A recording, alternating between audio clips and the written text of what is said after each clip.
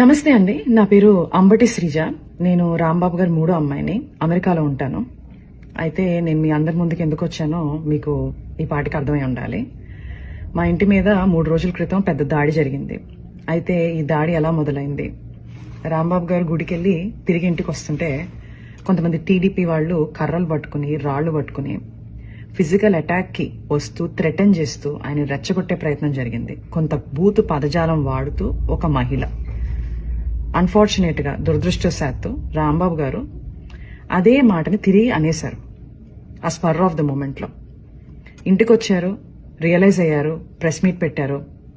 ఇంత పెద్ద లీడర్ గా ఉండి నా బ్యాలెన్స్ ని నేను కోల్పోయి ఉండకూడదు, నేను ఆ మాట అనుండకూడదు అని ఆయనకున్న పశ్చాత్తాపాన్ని చాలా క్లియర్ గా వ్యక్తం చేశారు. అయినా వాళ్ళు తృప్తి చెందలేదు. లీగల్ కాన్సిక్వెన్సెస్ ఫేస్ చేస్తానని కూడా ఆయన చెప్పడం జరిగింది. కానీ వాళ్ళకి వేరే ఎజెండాస్ ఉన్నాయి.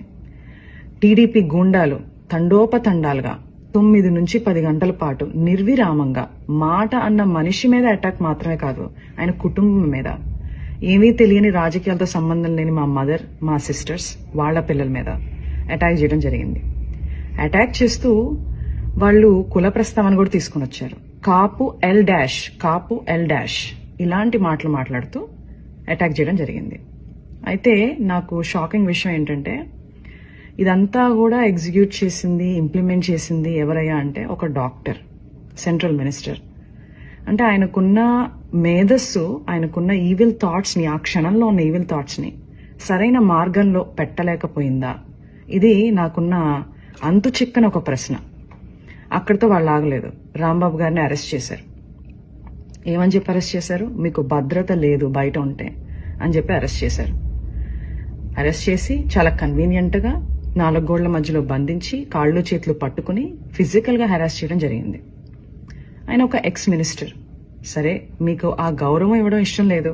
ఆయన ఒక సీనియర్ సిటిజన్, 65 నుంచి 70 ఏళ్ల మధ్యలో ఉంటుంది ఆయన వయసు. అయినా కూడా వాళ్ళకి గౌరవం ఇవ్వాలని లేదు. రాక్షసానందం పొందారు.